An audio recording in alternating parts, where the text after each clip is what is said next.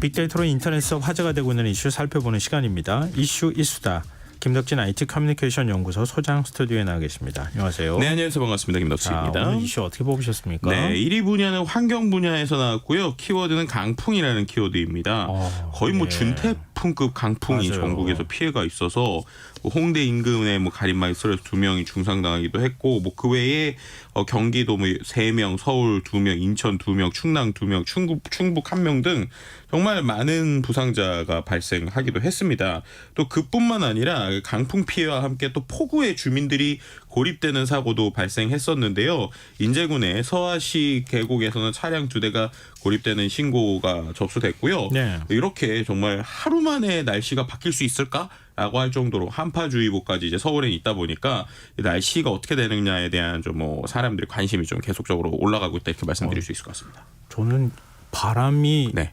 그러니까 낙엽이 있으니까 그쵸. 그게 더 눈에 이렇게 보이는 거잖아요. 네. 바람이 지나가는데 아 저기가 길이구나, 바람길이구나 이런 네. 거를 참 오래간만에 느꼈어요. 그러니까 저도 약간 건물에서 사무실에 있는데 바람 소리가 그렇게 크게 들리는 거 처음이었던 것 같아요. 깜짝 놀랐습니다. 네. 근데 지금 우리도 사실 이런 게 어찌 보면 가을에는 그렇게 뭐 흔히 있는 날씨는 아닌 것 같은데 네. 중국에선 역대급 폭설이 뭐 내린 곳이 있다고요? 그러니까요. 이제 중국의 헤이룽장에 역대급 폭설이 내려서 체육관이 무너졌고요. 그래서 농구하던 중학생 3명이 숨지고 1명이 부상당하는 이런 일들도 발생했습니다. 이제 중학생 7명이 농구를 하고 있었는데 갑자기 건물이 무너질 주춤을 보이자 3명은 좀 더 이제 서둘러서 밖으로 대피했는데 4명은 미처 빠져나오지 못하면서 매몰 됐고 그중에서 이제 3명은 숨진 채 발견된 것인데요. 헤이룽장 전역에 사고 당일에 이제 많은 눈이 내려서 폭설의 적색 경보가 발령 중인 상태에서 네. 이런 이야기가 나왔다는 겁니다. 그리고 실제로 이게 정말 전 세계적인 기상에 대한 이변이다라고밖에 얘기할 수 없는 게 나흘 전에는 이 지역이 기온이 확연히 달랐다고 합니다. 예. 그러니까 나흘 전에는 10월 한 달간 중국 평균 기온이 12.2도로 오히려 1961년 이후로 가장 높았다고 하는데요. 근데 갑자기 나흘 만에 이렇게 폭설이 온 것이고요. 일단 북방 지역은 이달 초까지만 해도 낮 최고 기온이 30도에 육박했다고 합니다. 근데 이렇게 움직이니까 이게 과연 이제 지구가 정말 어떻게 되는 것이냐에 대한 좀 고민들이 나오고 있는 상황이다 이렇게 말씀드릴 수 있습니다. 이틀 전인가요? 지금 11월이잖아요. 네, 보통 그러니까요. 이런 경우에는 뭐 강원도 스키장 같은 경우에는 네. 눈 뿌려야 되는 거 때거든요. 네, 그러니까요. 눈 뿌릴 생각조차 못 하고 있다고 그런 얘기를 들었는데 갑자기 또 날씨가 이렇게 돼버리는 거예요. 제가 지방 출장 갔다 왔었는데 낮엔 더웠거든요. 갔다 왔더니 춥더라고요. 그러니까 이게 이렇게 급변하는 기온에 우리가 좀 적응을 해야 되는 거 아닌가 이제는 그런 생각도 좀 들었습니다. 네. 자, 2위 주제는 뭡니까? 2위 주제는 경제 분야의 공매도 금지라는 키워드이고요. 6일부터 내년 6월 말까지 국내 증시에 상장된 모든 종목에 대한 공매도가 전면 금지된 것이죠. 이거에 대한 좀 여러 가지 이슈들이 계속 나오는 것 같아요. 왜냐하면 이 공매도를 금지한다는 건 상당히 큰 결정인데 지금까지는 뭐 금융위에서 2008년의 글로벌 금융위기나 2011년 유럽 재정위기 또 2020년 코로나19 같이 큰 사건이 있었을 때 3차례에 걸쳐서 공매도를 일시적으로 전면 금지한 적은 있는데 이번에 이렇게 긴 기간 동안의 금지는 왜 되는 것이냐에 대한 여러 가지 이야기들이 나오고 있는 상황이라고 볼 수 있을 것 같고요.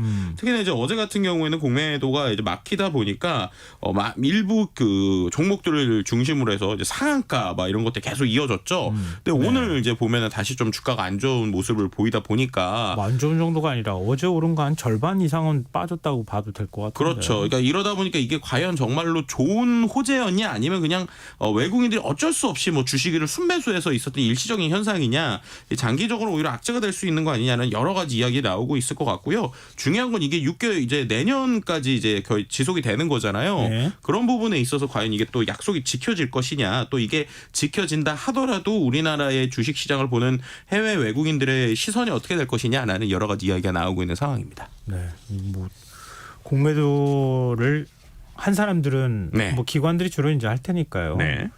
주가가 더 안 빠지고 올라갈 것 같으니까 빨리 주식을 사들여야 되는 거잖아요. 네, 그렇죠. 그렇게 손해를 줄이는 거니까 그러니까 어제 한꺼번에 샀다가 그렇죠. 오르고 나니까 바로 그냥 던져버린 거 아닌가 이런 생각도 좀 들긴 합니다. 네, 그러니까. 자, 3위 주제로 가볼까요? 3위 주제는 IT 과학 분야고요. 키워드는 밈이라는 키워드입니다. 네. 원래 이 밈이라는 키워드가 원래는 이제 유전자 진하고 비슷하게 발음되도록 변형된 단어이고 원래는 뭐 이제 1976년 생물학자 리처드 도킨스가 이제 이기적 유전자라는 그 책을 통해서 처음 제시된 건데 최근엔 이 밈이라는 말이 약간 SNS에서 약간 익살스러운 메시지를 활용하거나 인터넷에서 유행하는 사진이나 짧은 영상들을 밈이라고 불러요. 그래서 이 밈이 일종의 뭐 여러 가지의 확산을 시키고 전성기를 맞기도 하는데 네. 문제는 최근에 이 밈이 너무나도 손쉽게 오해나 편견을 확산시키는 것이 아니냐는 비난이 있는 상황이었거든요. 네. 근데 그 상황에서 지금 이른바 IM 땡땡이라고 하는 천정조 씨의 밈이 사용돼서 계속 우려의 목소리가 나오고 있는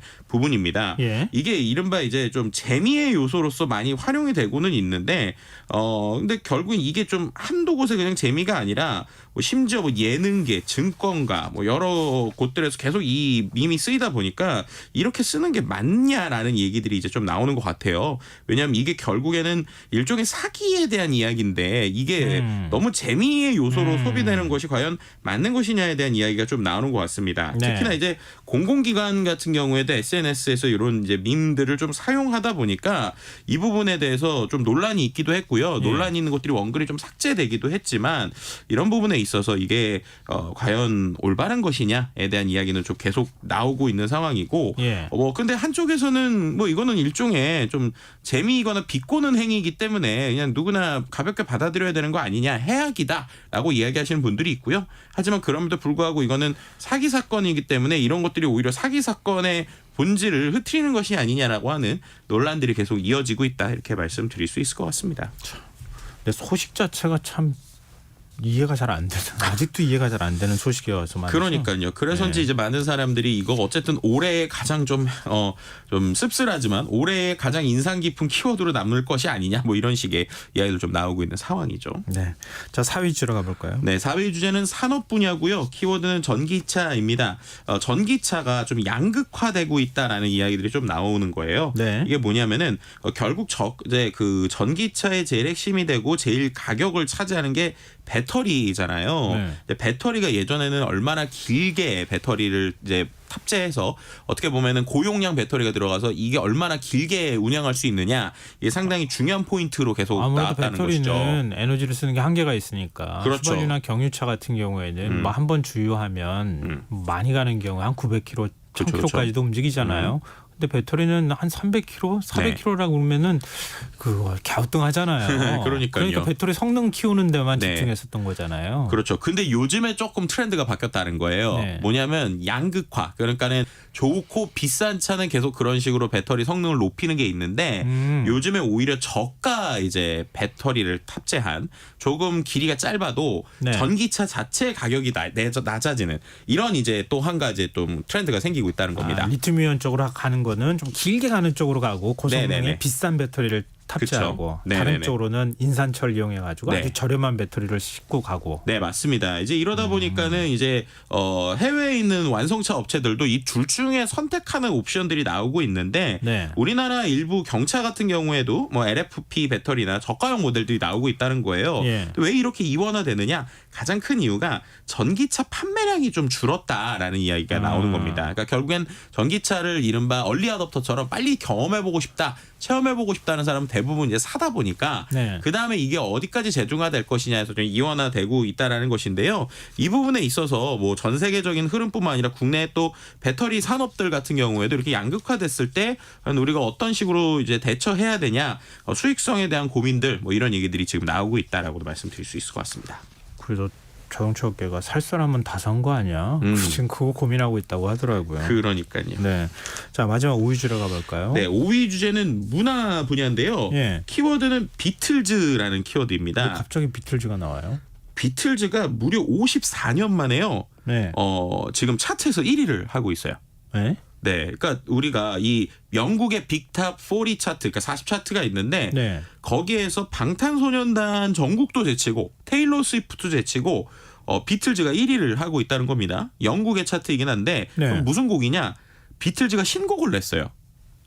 네. 비틀즈가요? 네, 이게 갑자기 무슨 소리냐 하시는 분들도 있을 겁니다. 예. 왜냐하면은 비틀즈의 멤버들 중에 이미 세상을 떠난 멤버들도 있잖아요. 예. 근데 이게 어떻게 된 거냐? Now and Then이라는 노래가 나왔는데 예. 이 노래가 존 레논이 1977년에 피아노 반주 위에서 목소리를 얹은 미완성 데모곡이에요. 근데 거기에 있던 이제 목소리를 이번에 AI 기술을 통해서 추출을 한 겁니다. 예. 근데 이제 이 기술이 원래 1980년에 존 레논이 세상 떠나고 1995년에 남은 멤버들과 함께 처음에 제작을 시도했었는데 예. 음질이 좋지 않았다고 그래요. 왜냐하면 이게 카세트 테이프에 녹음돼 있던 거니까. 음. 그리고 나서 26년이 더 지나고 2021년에 AI 기술을 통해서 존 레논의 목소리를 추출하는 데 계속적으로 시도를 했다가 이번에 성공을 했고요. 네. 그다음에 남은 멤버들도 이제 발매 준비를 시작한 거예요. 근데 여기서 1995년에 첫 발매할 때랑 또 바뀐 건데 왜냐하면 네. 그 중간에 또 조지 해리슨이라는 멤버가 폐암으로 또 세상을 떠났습니다. 그러다 보니까 어떻게 된 거냐? 1977년에 존 레논 목소리랑 예. 1995년에 또 녹음된 이 조지 해리슨의 기타 연주 이런 예. 것들도 뽑아내고 예. 거기에다가 또 폴 맥카트니와 링고스타가 새롭게 또 녹음을 한 거예요. 그러니까 55년과 95년과 또 최근에 있는 것들이 다 합쳐져서 음악이 나온 것이죠.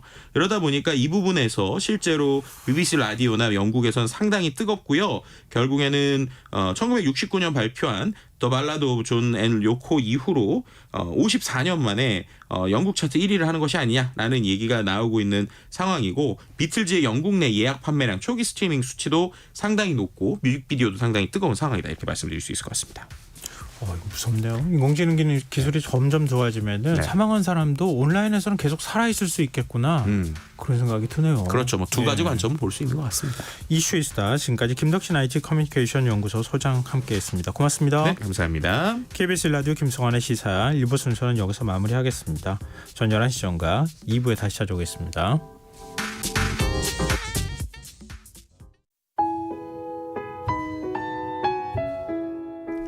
청취자 여러분, 위기가정을 찾아주세요.